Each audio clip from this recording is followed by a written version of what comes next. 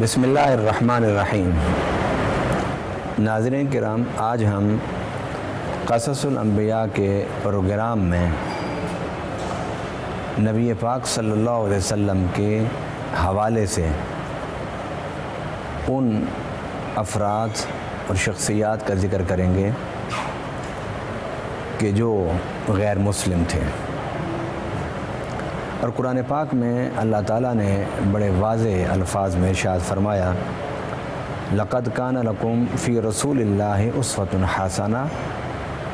حسنۃ لمن کان یرجو اللہ والیوم الآخر وذکر اللہ کثیرا۔ بے شک اے انسانوں، تمہارے لیے رسول اللہ صلی اللہ علیہ وسلم کی زندگی میں ایک خوبصورت نمونہ ہے پیروی کے لیے، اتباع کے لیے، مگر تم انسانوں میں رسول اللہ صلی اللہ علیہ وسلم کی حیات طیبہ سے وہی لوگ ہدایت پا سکیں گے کہ جن کو اللہ سے ملاقات کا یقین ہوگا، جن کو یہ یقین ہوگا کہ ہم نے مرنے کے بعد اللہ کی بارگاہ میں اٹھ کے اس کا جواب دینا ہے، اور جو آخرت کے دن پر یقین رکھتے ہوں گے، وذکر اللہ کثیرا، جو اللہ کا ذکر بہت کرنے والے ہوں گے۔ اللہ تعالیٰ نے نبی پاک صلی اللہ علیہ وسلم کی حیات مبارکہ کو اسوہ حسنہ قرار دیا، اور اسوہ حسنہ ان لوگوں کے لیے جن کے اندر 3 خوبیاں ہوں گی۔ پہلی خوبی یہ کہ جو اللہ سے ملاقات کا یقین رکھتے ہوں گے، دوسری خوبی یہ کہ وہ قیامت کے دن اللہ کے سامنے حساب دینے کا یقین رکھتے ہوں گے، اور تیسری خوبی ان لوگوں کی کہ جو نبی پاک صلی اللہ علیہ وسلم کی حیات مبارکہ سے رہنمائی حاصل کریں گے، وہ ہوں گے کہ جو کثرت سے اللہ کا ذکر کرنے والے ہوں گے، شیطان سے دور رہنے والے ہوں گے، وسوسوں سے محفوظ رہنے والے ہوں گے۔ ناظرین کرام، نبی پاک صلی اللہ علیہ وسلم کی مدح سرائی اللہ نے کی، نبی پاک صلی اللہ علیہ وسلم کی مدح سرائی فرشتوں نے کی، انبیاء نے کی، رسل اعظام نے کی، صحابہ کرام نے کی، اہل بیت اطہار نے کی، تابعین، تبع تابعین، ائمہ مجتہدین، فقہاء، محدثین، سب نے نبی پاک صلی اللہ علیہ وسلم کی تعریف کی۔ اور آپ یہ سن کر حیران ہوں گے کہ حضور صلی اللہ علیہ وسلم کی تعریف کرنے میں اللہ کی ساری مخلوق شامل ہے، جس میں چرند، پرند، حیوانات، سب میرے آقا صلی اللہ علیہ وسلم کی تعریف کرنے والوں میں شامل ہیں۔ اور وہ لوگ کہ جنہوں نے غیر جانبدارانہ طور پر نبی پاک صلی اللہ علیہ وسلم کی ذات اقدس کو پڑھا، آپ کی سیرت کو پڑھا، آپ کے کمالات کو پڑھا، آپ کے فضائل کو پڑھا، آپ کے مناقب کو پڑھا، اگر انہیں ایمان کی دولت نصیب نہ ہوئی مگر ان کی غیر جانبدارانہ تحقیق اور سوچ نے انہیں در مصطفیٰ پر ادب و احترام کے ساتھ سر جھکانے پر مجبور کر دیا۔ ناظرین کرام، ہر وہ انسان جو حق کی جستجو میں ہوتا ہے، حق کا متلاشی ہوتا ہے، حق حاصل کرنے کی فکر میں ہوتا ہے، وہ شخص شخصیات سے ہٹ کے افکار و نظریات پر فوکس کرتا ہے، اور جس نے بھی نبی پاک صلی اللہ علیہ وسلم کی حیات مبارکہ کو، آپ کی سیرت کو، آپ کے اسوہ حسنہ کو، آپ کی نبوت و رسالت کے مقاصد کو، اور اس نبوت و رسالت کے مقاصد کو حاصل کرنے کے راستوں کو جو نبی پاک صلی اللہ علیہ وسلم نے اختیار فرمائے، ان کو دیکھا، پرکھا، سمجھا، اس کی زبان سے بے اختیار نبی پاک صلی اللہ علیہ وسلم کی عظمت اور شان کا اظہار ہوا۔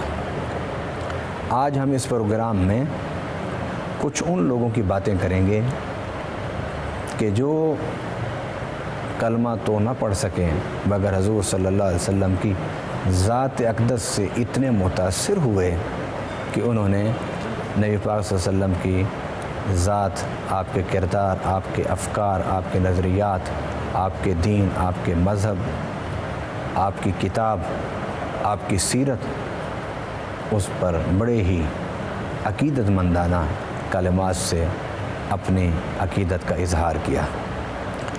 ناظرین کرام، ان غیر مسلم دانشوروں میں، مفکرین میں ایک بڑا نام مائیکل ہارٹ کا ہے، جس نے ایک کتاب لکھی اور اس کتاب میں اس نے 100 بڑی شخصیات کا ذکر کیا۔ اس میں اولو العزم انبیاء کرام کا ذکر ہے اور دنیا کے جو بڑے انسان شمار کیے جاتے ہیں، نبی نہیں تھے، ان کا ذکر بھی ہے۔ ان 100 لوگوں کو ترتیب دینے کے بعد اس نے سوچا کہ میں پہلے نمبر پر کس کو رکھوں، دوسرے پر کس کو رکھوں، تیسرے پر کس کو رکھوں۔ وہ غیر مسلم تھا، مگر اس نے کہا کہ میری تحقیق اور اس کے انصاف کا تقاضا یہ ہے کہ میں عظمت اور کردار کی بلندی کے اعتبار سے پہلے نمبر پر حضرت محمد رسول اللہ صلی اللہ علیہ وسلم کو رکھوں۔ ناظرین کرام، بہت بڑی بات ہے کہ کلمہ کسی اور نبی کا پڑھتا ہو مگر عظمت کی فہرست میں حضرت محمد رسول اللہ صلی اللہ علیہ وسلم کو پہلے نمبر پر لکھ دے۔ یہ جہاں اسلام کی حقانیت کا ایک بڑا ثبوت ہے، وہاں پر اس لکھنے والے کی اپنی تحقیق سے ایک انصاف بھی ہے، اور علم والوں کو اور تحقیق والوں کو اپنے علم اور تحقیق سے انصاف کرنا چاہیے، اور وہی لوگ اور ان کی تحقیق اور علم سے لوگ استفادہ کرتے ہیں کہ جو اپنے علم اور تحقیق میں انصاف کے رنگ کو غالب رکھتے ہیں۔ تو مائیکل ہارٹ نے نبی پاک صلی اللہ علیہ وسلم کے حوالے سے لکھا کہ دنیا میں سب سے زیادہ بااثر شخصیت حضرت محمد رسول اللہ صلی اللہ علیہ وسلم ہے۔ وہ کہتا ہے کہ حضور صلی اللہ علیہ وسلم پر اعتراض کرنے والوں کی کمی نہیں ہے، مگر وہ اعتراض کرنے والے اس حقیقت کو بھی تسلیم کرتے ہیں کہ حضور صلی اللہ علیہ وسلم نے جس دین کی بنیاد ڈالی اس کو صرف اپنی تقریر اور واعظ سے اس کی وضاحت نہیں کی، بلکہ آپ نے اس دین کو نافذ کر کے اس کی عملی تفسیر انسانیت کے سامنے رکھ دی۔ اور وہ مائیکل ہارٹ حضور صلی اللہ علیہ وسلم کے حوالے سے لکھتے ہوئے کہتا ہے کہ جب میں حضور صلی اللہ علیہ وسلم کے افکار کو دیکھتا ہوں، نظریات کو دیکھتا ہوں، اور پھر وقت کو دیکھتا ہوں کہ کتنے وقت میں انہوں نے جو پروگرام دیا اسے مرتب کیا، منصہ شہود پر لائے، اسے متشکل کیا، تو وہ مدت بہت تھوڑی ہے۔ ان سارے پہلوؤں سے جب میں نبی پاک صلی اللہ علیہ وسلم کی شخصیت اور آپ کی فکر اور آپ کی دعوت و تبلیغ کا جائزہ لیتا ہوں تو مجھے کہنا پڑتا ہے کہ حضور صلی اللہ علیہ وسلم دنیا کے عظیم لوگوں میں سب سے زیادہ عظیم ہیں۔ سبحان اللہ۔ اپنے تو تعریفیں کرتے ہی ہیں، مگر جادو وہ ہے جو سر چڑھ کر بولے۔ ایک اور مغرب کا مفکر جس کا نام ای.ڈی. ہے، وہ لکھتے ہیں کہ حضرت محمد رسول اللہ صلی اللہ علیہ وسلم کی عظمت کو اگر دیکھنا چاہتے ہو تو اس پہلو میں دیکھو کہ آپ امن کے علمبردار تھے۔ ناظرین کرام، ہم میں سے جو لوگ اسلام کو تشدد کے ساتھ پیش کر رہے ہیں انہیں اس حقیقت کو سمجھنا چاہیے کہ حضور صلی اللہ علیہ وسلم کی کتاب، آپ کی سیرت، آپ کے احادیث میں غیر مسلموں نے بھی امن پایا، اور انہوں نے کہا کہ حضور صلی اللہ علیہ وسلم امن کے علمبردار ہیں۔ اور وہ آگے لکھتا ہوا کہتا ہے کہ حضور صلی اللہ علیہ وسلم دنیا کے سب سے کامیاب ترین پیغمبر تھے، کہ حضور صلی اللہ علیہ وسلم نے 23 سال کی مدت میں جتنے اذہان و قلوب کو مسخر کیا، اس کی مثال نہ پہلو میں نظر آتی ہے نہ بعد میں نظر آتی ہے۔ ناظرین کرام، اور یہ حقیقت ہے کہ ایک بوڑھی عورت اپنا سامان مکہ میں باندھ کے راستے پر بیٹھی تھی۔ حضور صلی اللہ علیہ وسلم وہاں سے گزرے تو پوچھا کہ آپ کیوں یہاں بیٹھی ہیں، آپ نے کہاں جانا ہے، آپ کی منزل کون سی ہے؟ اس نے کہا بیٹا میری منزل کوئی نہیں، مگر میں مکہ چھوڑ کر جنگل میں بسیرا کرنا چاہتی ہوں تاکہ میں اپنے مذہب کی حفاظت کر سکوں اور اپنے باپ دادا کے دین پر مر سکوں۔ حضور صلی اللہ علیہ وسلم نے اور کچھ نہ پوچھا، اس بڑھیا کے سامان کو اٹھا لیا۔ اب آپ صلی اللہ علیہ وسلم اس بڑھیا کے ساتھ جا رہے ہیں اور وہ آپ کے ساتھ چل رہی ہے، کبھی دائیں کبھی بائیں، کبھی دائیں کبھی بائیں چلتے ہوئے حضور صلی اللہ علیہ وسلم اس کے ساتھ گفتگو فرماتے ہوئے جا رہے ہیں۔ میرے آقا صلی اللہ علیہ وسلم نے پوچھا کہ بوڑھی اماں تو عمر کے اس حصے میں ہے کہ تجھے تو خاندان، برادری، قبیلہ لوگوں کے اندر رہنا چاہیے اور تو جنگل میں بسیرا کر رہی ہے، تیری لک آفٹر کون کرے گا، دیکھ بھال کون کرے گا، تیری خدمت کون کرے گا، اور تو جانا کیوں چاہتی ہے؟ اس نے کہا بیٹا میں نے سنا ہے کہ مکہ میں ایک شخص ہے جس کا نام محمد ہے صلی اللہ علیہ وسلم، اس نے نبوت اور رسالت کا دعویٰ کیا ہے اور اس کی زبان میں اتنی تاثیر ہے، جو سنتا ہے اس کا ہو جاتا ہے، اس کی نظر میں اتنا پیار ہے، جو اس کو دیکھ لیتا ہے یا جسے وہ دیکھ لیتا ہے وہ اس کا گرویدہ ہو جاتا ہے۔ اور میں نے سنا ہے کہ بہت سارے لوگ مکہ میں اپنے باپ دادا کے دین کو چھوڑ کر اس کے دین پر آ گئے ہیں۔ میں اپنے باپ دادا کے دین کو نہیں چھوڑنا چاہتی، میں انہی کے دین پر مرنا چاہتی ہوں، میں اس لیے جا رہی ہوں۔ میرے آقا صلی اللہ علیہ وسلم مسکرائے اور مسکرا کے فرمایا کہ اماں اس کے بارے میں اور بھی کچھ جانتی ہو؟ تو اس نے کہا ہاں بیٹا میں نے سنا ہے کہ وہ بڑا جادوگر ہے، نعوذ باللہ، اس کی زبان میں جادو، اس کی نظر میں جادو، اس کی چال ڈھال میں جادو، بس لوگوں کے دل موہ لیتا ہے وہ۔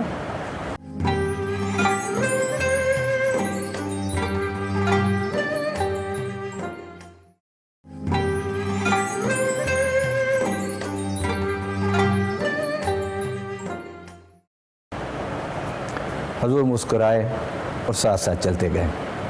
تھوڑی دیر کے بعد اس بوڑھی اماں نے کہا کہ بیٹا یہاں سامان رکھ دو اور تم جاؤ واپس۔ حضور نے سامان رکھ دیا، واپس جانے لگے تو اس نے آواز دی، اس نے کہا بیٹا تم میرے محسن ہو۔ کافی دیر وہاں بیٹھی رہی، بہت سارے لوگ گزرے، کسی نے میرا حال نہ پوچھا، تم نے میرا حال پوچھا، میرا سامان اٹھایا، مجھے یہاں تک چھوڑ گئے، تو کم سے کم جاتے ہوئے اپنا نام ہی بتا دو۔ اللہ اکبر! حضور کے کردار کی عظمت تو دیکھیے کہ حضور صلی اللہ علیہ وسلم اسے نام نہیں بتانا چاہتے تھے، کیوں تھوڑی دیر پہلے وہ حضور صلی اللہ علیہ وسلم کے بارے میں گفتگو کرتی رہی۔ میرے آقا نے سوچا اگر میں نے اس کو نام بتائے تو یہ شرمندہ ہوگی، تو میں کسی کو کیوں شرمندہ کروں؟ یہی جھلک حضرت امام ابو حنیفہ میں تھی۔ آپ نماز پڑھ کے گھر جا رہے تھے تو ایک راستے سے گزرے تو آپ نے سامنے ایک آدمی کو آتے ہوئے دیکھا تو آپ نے راستہ بدل لیا، دوسرے راستے سے گھر تشریف لے گئے۔ تو آپ کے ساتھ جو لوگ تھے انہوں نے کہا حضرت آپ نے راستہ کیوں بدل لیا ہے؟ فرمایا جو سامنے آ رہا تھا اس سے میں نے قرض لینا تھا۔ تو شاگردوں نے کہا حضور قرض لینے والا تو راستہ نہیں بدلتا، قرض لینے والے راستے بدلتے ہیں کہ آمنا سامنا نہ ہو جائے، آپ نے کیوں راستہ بدلا؟ آپ نے فرمایا کہ میں نے اس لیے راستہ بدلا کہ میرا اس کا آمنا سامنا ہوگا اور وہ قرض لوٹانے کی ابھی طاقت نہیں رکھتا تو شرمندہ ہوگا، میں نے اس کو شرمندگی سے بچانے کے لیے راستہ بدل دیا۔ ناظرین کرام، یہ ہے میرے آقا صلی اللہ علیہ وسلم کے کردار کی تاثیر، جنہوں نے حضور کے اسوہ حسنہ کو سمجھا۔ قرض لینا ہے، قرض دینا بھی نہیں ہے، راستہ آپ بدل رہے ہیں کہ کہیں یہ مجھے دیکھ کر شرمندہ نہ ہو۔ سبحان اللہ! تو حضور صلی اللہ علیہ وسلم نے اپنا نام بتانے سے انکار فرما دیا، تو اس بوڑھی اماں نے اصرار کیا نہیں بیٹا میں تمہیں نہیں جانے دوں گی جب تک نام نہیں بتاؤ گے۔ بالآخر حضور صلی اللہ علیہ وسلم نے اس کے اصرار پر نام بتایا اور فرمایا کہ اماں جس کے بارے میں تم راستے میں باتیں کر رہی تھی نا وہی محمد تو میں ہوں۔ اب اس کا دماغ چکرا گیا کہ محمد میں جادو ضرور ہے لیکن وہ کردار کا جادو ہے۔ اس نے کہا کہ میں نے اتنی باتیں کی، کوئی اور ہوتا تمہاری جگہ تو میرا سامان زمین پر پھینک کے چلا جاتا، اور تم میری باتیں سنتے بھی رہے، مسکراتے بھی رہے، میرے ساتھ چلتے بھی رہے۔ آج مجھے سمجھ آئی کہ لوگ کیوں تیرے گرویدہ ہو جاتے ہیں۔ میرے آقا صلی اللہ علیہ وسلم سے کہنے لگی کہ یہ سامان میرا اٹھاؤ اور مجھے واپس لے چلو۔ حضور صلی اللہ علیہ وسلم نے فرمایا آپ واپس کہاں جاؤ گی؟ تو اس نے کہا کہ میں اب ساری زندگی تمہارے قدموں میں گزاروں گی، تمہارے ساتھ رہوں گی۔ اس نے کلمہ پڑھا اور مسلمان ہو گئی۔ اور یہی عیدی کہہ رہے ہیں کہ حضور صلی اللہ علیہ وسلم نے اپنے 23 سالہ دور نبوت میں بے شمار لوگوں کو اپنی گفتگو سے، اپنے کردار سے، اپنے نظریات سے، اپنے افکار سے انہیں متاثر کیا۔ ایک اور مغربی مفکر لین پول وہ حضور صلی اللہ علیہ وسلم کے حوالے سے لکھتے ہوئے کہتا ہے کہ آپ صلی اللہ علیہ وسلم میں یہ بے انتہا صلاحیت تھی کہ حضور صلی اللہ علیہ وسلم دوسروں کو متاثر فرماتے تھے۔ اس بے پناہ صلاحیت کا استعمال آپ صلی اللہ علیہ وسلم نے صرف اور صرف خیر کی سربلندی کے لیے کیا۔ یعنی اللہ تعالیٰ نے جو آپ کو تاثیر عطا فرمائی تھی کردار میں، اللہ نے جو تاثیر عطا فرمائی آپ کو نظریات میں، جو اللہ تعالیٰ نے آپ کو تاثیر عطا فرمائی گفتگو میں، اس سارے تاثیرات سے حضور صلی اللہ علیہ وسلم نے کوئی دنیاوی فائدہ نہیں اٹھایا، نہ اقتدار کے لیے ان چیزوں کو استعمال کیا۔ لین پول لکھتا ہے کہ حضور صلی اللہ علیہ وسلم نے اس سارے تاثیرات کو اگر استعمال کیا تو صرف خیر کی سربلندی کے لیے استعمال کیا۔ اللہ اکبر، خیر کی سربلندی کے لیے۔ اس لیے قرآن پاک میں اللہ تعالیٰ نے فرمایا فاستبقوا الخیرات، کہ خیرات نیکی کے کام میں آگے بڑھو، مت سوچو اگر مسابقہ کرنا ہے، مقابلہ کرنا ہے تو نیکی کے کاموں میں کرو، بھلائی کے کاموں میں کرو۔ خیر کس کو کہتے ہیں؟ خیر کہتے ہیں ہر اس کام کو کہ جس کا نتیجہ اور ثمرہ میرے اپنے لیے اور دوسرے انسانوں کے لیے بہتر ہو، اس میں بھلائی ہو، اس میں اچھائی ہو، وہ خیر ہوتا ہے۔ ایک اور مفکر، غیر مسلم مفکر لکھتا ہے جن کا نام LV ہے، وہ کہتے ہیں کہ تعصب اور لا علمی کی وجہ سے اگر کوئی محمد مصطفیٰ صلی اللہ علیہ وسلم کے مذہب کو قبول کرنے سے کترائے تو یہ ایک الگ بات ہے، ورنہ میں پورے یقین سے دعویٰ کرتا ہوں کہ نبی پاک صلی اللہ علیہ وسلم دنیا کے سب سے بڑے، الفاظوں پر غور کیجئے، رشک کیجئے کہ اللہ نے آپ کو کس نبی کی امت میں پیدا کیا، بدلیے اپنی سوچوں کو۔ امتی حقیقی وہی ہوتا ہے جو اپنے نبی کے افکار کو اختیار کرتا ہے، ان کے فرامین کو اختیار کرتا ہے، ان کے دین کو اختیار کرتا ہے، ان کے نظریات کو اختیار کرتا ہے۔ آئیے حضور صلی اللہ علیہ وسلم کی ذات اقدس سے حقیقی رشتہ پیدا کیجئے، فکری رشتہ پیدا کیجئے، نظریاتی رشتہ پیدا کیجئے، عملی رشتہ پیدا کیجئے، تاکہ ہمیں دیکھ کے لوگوں کو پتہ چلے کہ یہ محمد عربی کے غلام اور امتی ہیں۔ اپنے عمل کو اس سطح پر لائیے۔ وہ کہتا ہے کہ حضور صلی اللہ علیہ وسلم دنیا کے سب سے بڑے سماجی مصلح ہیں، سب سے بڑے اصلاح فرمانے والے، اصلاح فرمانے والے۔ نبی جو ہوتا ہے وہ سیاستدان نہیں ہوتا، نبی جو ہوتا ہے وہ ماہر تعلیم نہیں ہوتا، نبی مصلح ہوتا ہے، اور مصلح جو ہوتا ہے، اصلاح کرنے والا جو ہوتا ہے، وہ اچھا معلم بھی ہوتا ہے، وہ اچھا سیاستدان بھی ہوتا ہے، وہ اچھا حکمران بھی ہوتا ہے، وہ اچھا سپہ سالار بھی ہوتا ہے۔ وہ اچھا امام بھی ہوتا ہے، وہ اچھا خطیب بھی ہوتا ہے۔ یعنی جب اصلاح آپ کرنا چاہتے ہیں انسانیت کی تو اس سے پہلے ضروری ہے کہ آپ کے فکر و عمل میں اچھائی ہو، خوبی ہو، کمال ہو، عظمت ہو۔ یقیناً میرے آقا صلی اللہ علیہ وسلم نے فرمایا انما بعثت معلما، کہ میں معلم بنا کے بھیجا گیا ہوں۔ انما بعثت لاتمم مکارم الاخلاق، میں مکارم اخلاق کو مکمل کرنے کے لیے آیا ہوں۔ مگر علم، مکارم اخلاق، سلطنت، ریاست، اس کا انتظام، یہ سب چیزیں اس وقت معاشرے میں نظر آتی ہیں کہ جب کوشش کرنے والا مصلح ہو، اصلاح کی نیت رکھتا ہوں، بگاڑ کی نہیں، فساد کی نہیں۔ ورنہ آپ نے نہیں دیکھا کہ دنیا میں، انسانیت کی تاریخ میں، کہ لوگ انہی نعروں کو استعمال کرتے ہیں زمین پر فساد پھیلانے کے لیے۔ الفاظ یہی ہوتے ہیں کہ ہم علم کی روشنی دینا چاہتے ہیں، اخلاقیات کی بات کرتے ہیں، لیکن پس منظر ان کے فسادات ہوتے ہیں جس کی وجہ سے زمین پر فساد پھیلتا جاتا ہے۔ جب اصلاح نیت ہوگی تو پھر یہ ساری چیزیں اچھے ثمرات پیدا کرنا شروع کر دیں گی۔ آج علم کی کمی ہے، کتنے سکول، کتنے کالج، کتنے ٹیوشن سینٹر، کتنے استاد، مگر معاشرے میں کوئی مثبت رنگ آپ کو نظر آتا ہے؟ نہیں۔ کیوں نہیں نظر آتا؟ اس لیے کہ ہم سب جو کام کرنے والے ہیں علم کے لیے، اخلاق کے لیے، خدمت انسانیت کے لیے، ان میں سے الا ماشاءاللہ بہت کم تھوڑے لوگ ہوں گے کہ جن کی نیت اصلاح کی ہوگی، ورنہ بے شمار لوگوں کی نیت جو ہے وہ دنیا کا مال و متاع اور عزت و شہرت کو سمیٹنا ہے۔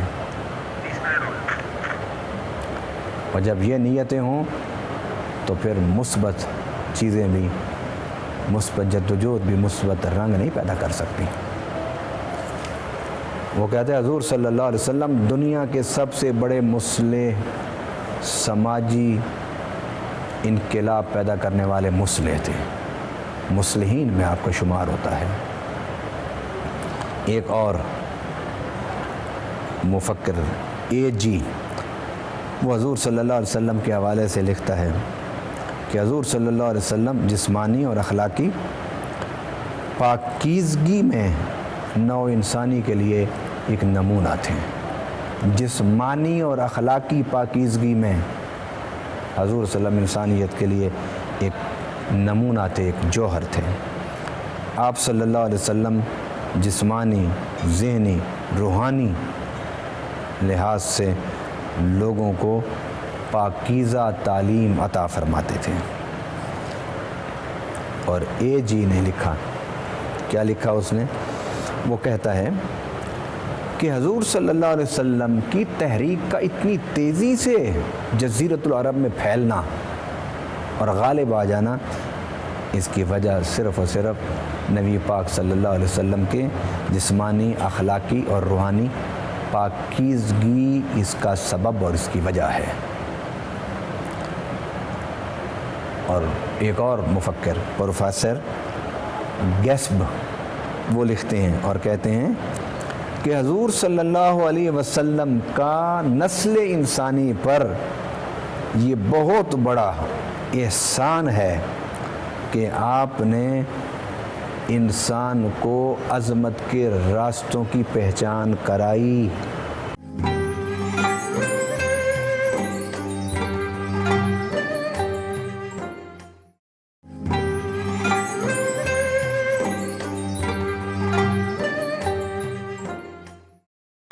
عظمت کے راستوں پر ڈالا۔ اس سے آگے بڑھتے ہیں۔ گیبن ایک یورپی مورخ ہیں، وہ لکھتے ہیں، ایک کمپیریزن کرتے ہیں کہ ایک وہ نبی تھے جن کے بارے میں قرآن کہتا ہے کہ جاؤ بیت المقدس فتح کروں، مگر وہ فتح کرنے کے لیے نہیں اٹھتے۔ وعدہ کیا کہ تم صرف اٹھ کے چل پڑو، اللہ تمہیں کامیابی دے دے گا۔ انہوں نے کہا فَاذْهَبْ أَنْتَ وَرَبُّكَ فَقَاتِلَا، آپ جائیے اپنے رب کو لے جائیے اور جا کے جہاد کیجیے، جب وہ نکل جائیں گے ہم داخل ہو جائیں گے۔ اور ایک وہ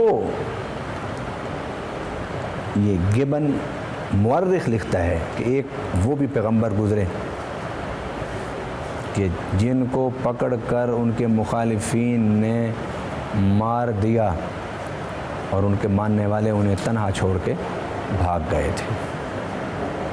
وہ کہتا ہے کہ جب میں حضرت محمد رسول اللہ صلی اللہ علیہ وسلم کی زندگی کو دیکھتا ہوں اور ان پر آنے والے مشکل مراحل کو دیکھتا ہوں تو حیران رہ جاتا ہوں کہ لوگ نبی پاک صلی اللہ علیہ وسلم پر بے ساختہ وارفتگی میں پروانہ وار حضور پر اپنی جانیں قربان کر رہے ہیں۔ احد کی لڑائی میں کیا ہوا تھا کہ جب خالد بن ولید واپس پلٹے اور مسلمانوں پر حملہ کیا تو حضور صلی اللہ علیہ وسلم کی طرف جو تیر آتے تھے، ایک صحابی کھڑا ہے اپنے سینے پر تیر برداشت کر رہا ہے، جب وہ تیر کھا کے گر جاتا، اس سے پہلے کہ کوئی تیر اور آ کر حضور کے جسم اثر کو لگتا، دوسرا صحابی کھڑا ہو جاتا، تیسرا صحابی کھڑا ہو گیا، چوتھا صحابی کھڑا ہو گیا، پانچواں صحابی کھڑا ہو گیا، قطار لگ گئی صحابہ کی۔ اتنے شدید حملے میں حضور صلی اللہ علیہ وسلم تک کسی تیر کو نہیں پہنچنے دیا۔ اور وہ لکھتا ہے کہ میں نے جانثاری اگر دیکھی ہے کسی بھی پیغمبر کے ماننے والوں میں تو وہ صرف و صرف حضرت محمد رسول اللہ صلی اللہ علیہ وسلم ہے کہ صلح حدیبیہ کے موقع پر جب نماز کا وقت آیا، حضور صلی اللہ علیہ وسلم نے وضو فرمانے کا ارادہ فرمایا، ایک صحابی پانی لایا، دوسروں نے اپنے ہاتھ نیچے بچھا دیے۔ اب حضور وضو فرما رہے ہیں، پانی صحابہ کے ہاتھوں پر گر رہا ہے، اور جب حضور نے وضو فرما لیا تو وہی پانی انہیں اپنے چہروں پر مل لیا، اور جس صحابی کے ہاتھ بہت نیچے تھے اس نے دوسرے صحابی کے تر ہاتھوں پر اپنے ہاتھ مل کے اپنے چہروں پر مل لیا۔ تو وہاں کھڑے جو سرداران مکہ تھے انہوں نے واپس جا کے اپنے ساتھیوں سے کہا کہ اٹھاؤ بورا بستر واپس چلو، تم محمد رسول اللہ علیہ وسلم کا مقابلہ نہیں کر سکتے۔ ارے نادانو، جو اپنے پیغمبر کے وضو کا پانی زمین پر نہیں گرنے دیتے، کیا وہ ان کا خون بہنے دیں گے؟ یہی یہ یورپی مورخ کہہ رہا ہے کہ میں نے حضور صلی اللہ علیہ وسلم کے صحابہ میں جو جانثاری ہے وہ میں نے نہ پہلوں میں دیکھی نہ بعد میں دیکھی۔ ایک تو بیت المقدس جانے کے لیے تیار نہیں تھے، اور دوسرے نبی پر جب مشکل وقت آیا تو جو ان کے ماننے والے تھے وہ انہیں تنہا چھوڑ کے بھاگ گئے۔ مگر حضور صلی اللہ علیہ وسلم پر جب بھی کوئی ایسا کٹھن مرحلہ آیا، صحابہ دائیں بائیں آگے پیچھے کھڑے ہو کے حصار بنا کے لڑتے رہے۔ ایک فرانسیسی مفکر لکھتا ہے، وہ کہتا ہے کہ اسلام کو یہ کہنا کہ یہ تلوار کے زور سے پھیلا، وہ کہتا ہے میں اسے تسلیم نہیں کرتا، اس لیے کہ اگر اسلام تلوار کے زور سے پھیلا ہوتا تو اسلام نے جتنے علاقے فتح کیے وہاں مذہب کے اختیار کی آزادی نہ دی جاتی۔ مذہب کی آزادی کا اختیار مفتوحہ علاقوں میں دینا یہ اس بات کی نشانی ہے کہ اسلام جبر کا دین نہیں ہے۔ ناظرین اکرام، میں نہیں کہہ رہا، مسلمان مورخ محدث مفسر نہیں کہہ رہے، یہ وہ لوگ ہیں کہ جو غیر مسلم ہیں، جنہوں نے غیر جانبدار ہو کے اسلام کو پڑھا، پیغمبر عربی کی زندگی کو پڑھا، یہ وہ کہہ رہے ہیں۔ میں مسلمانوں کو بالخصوص اور پوری انسانیت کو بالعموم کی دعوت فکر دینا چاہتا ہوں کہ دنیا میں امن قائم کرنا چاہتے ہو تو اس کا ایک ہی راستہ ہے کہ احترام پیدا کرو، باہمی احترام پیدا کرو، مقدسات کا احترام کرو، جو مشترکہ نظریات ہیں ان کا احترام کرو۔ جب تک تقدس، احترام اور ادب کا فضا نہیں پیدا کرو گے دنیا میں امن نہیں آ سکتا۔ واحد ایک مذہب اسلام ہے دنیا میں کہ جو سب کے پیشواؤں کا ادب کا درس دیتا ہے، تعظیم کا درس دیتا ہے، تکریم کا درس دیتا ہے۔ ناظرین کرام،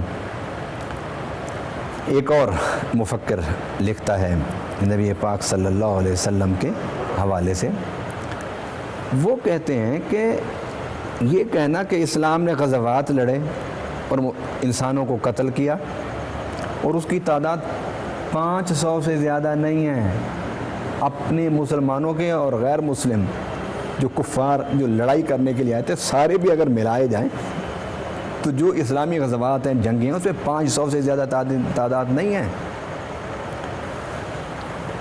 یہ ایک مغربی مفکر لکھ رہا ہے، کہتے جب اس کے مقابلے میں حضرت موسیٰ علیہ السلام کو دیکھتا ہوں کہ جنہوں نے بت پرستی کو ختم کرنے کے لیے جو انسان قتل ہوئے ان کی تعداد حضور صلی اللہ علیہ وسلم کے فتوحات، غزوات اور جنگوں کے نتیجوں میں جو انسان قتل ہوئے اس سے کہیں زیادہ ہے۔ سمجھانا وہ یہ چاہتا ہے، خود یہودی ہے مذہباً، سمجھانا یہ چاہتا ہے کہ اسلام پر اعتراض نہ کرو کہ اسلام نے جنگیں کی، غزوات کیے، لوگ قتل ہوئے، لوگوں کو مارا گیا۔ وہ ایک طرف 80 سے زیادہ جنگیں اور سریے اور غزوات ہیں اور 10 سالہ مدت ہے، اس 10 سالہ مدت میں 500 کے قریب لوگ قتل ہوئے، اور حضرت موسیٰ علیہ السلام نے جو بت پرستی کی بے خونی کرنے کے لیے جو قتل کیے وہ کہتے ہیں اس سے کہیں زیادہ ہیں۔ اللہ اکبر۔ ناظرین محترم، اگر ہم تحقیق کریں اور عدل کے ساتھ تحقیق کریں تو میرا دل کہتا ہے کہ ہم اللہ کے راستے پر چلنے والے بن سکتے ہیں۔ آئیے میں اس علاقے کے بڑی ایک شخصیت مہاتما گاندھی کے حوالے سے میں آپ کو ایک ان کا کال سنانا چاہتا ہوں۔ وہ کہتے ہیں اسلام دین باطل نہیں، ہندوؤں کو مطالعہ کرنا چاہیے تاکہ میری طرح وہ محمد مصطفیٰ کی تعظیم کرنا سیکھ جائیں۔ میں کہتا ہوں، مہاتما گاندھی کہہ رہے ہیں، میں کہتا ہوں کہ اسلام بزور شمشیر نہیں پھیلا بلکہ اس کی اشاعت کا ذمہ رسول عربی صلی اللہ علیہ وسلم کا ایمان ہے، ایثار ہے اور اوصاف حمیدہ ہیں۔ وہ کہتا ہے حضور صلی اللہ علیہ وسلم کے ایثار، ایمان اور آپ کے اندر اللہ نے جو خوبیاں رکھی تھیں ان کی وجہ سے اسلام پھیلا ہے۔ اور مہاتما گاندھی آگے کہتے ہیں کیا کہ اوصاف حمیدہ نے لوگوں کے دلوں میں محبت، اخلاق، بھائی چارے کا جذبہ پیدا کر دیا۔ یورپی اقوام اسلام کے حوالے سے جس دن جنون سے باہر آ گئے اس دن اسلام کو قبول کرنے والے بن جائیں گے۔ یہ خوف پیدا کر دیا گیا ہے انسانیت میں کہ اسلام وحشت، بربریت اور درندگی کا مذہب ہے۔ نعوذ باللہ، ایسا ہرگز نہیں ہے۔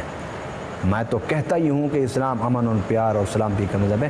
ناظرین کرام، اب فیصلہ آپ پر ہے کہ آپ ان غیر مسلم مفکرین، یہ کوئی چھوٹے درجے کے مفکر نہیں، یہ اپنے علاقوں میں، اپنے ملکوں میں، اپنی اقوام میں چوٹی کے رہنما ہیں، لیڈرز ہیں، جنہوں نے نبی پاک صلی اللہ علیہ وسلم کے حوالے سے یہ فرمایا ہے، یہ لکھا ہے، یہ کہا ہے۔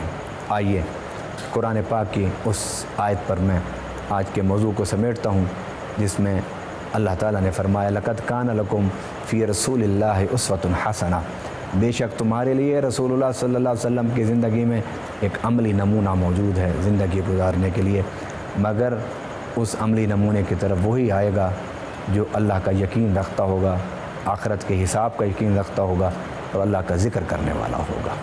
اللہ تعالیٰ ہمیں نبی پاک صلی اللہ علیہ وسلم کے اسوہ حسنہ کو اپنی انفرادی اور اجتماعی زندگی میں لانے کی توفیق عطا فرمائے۔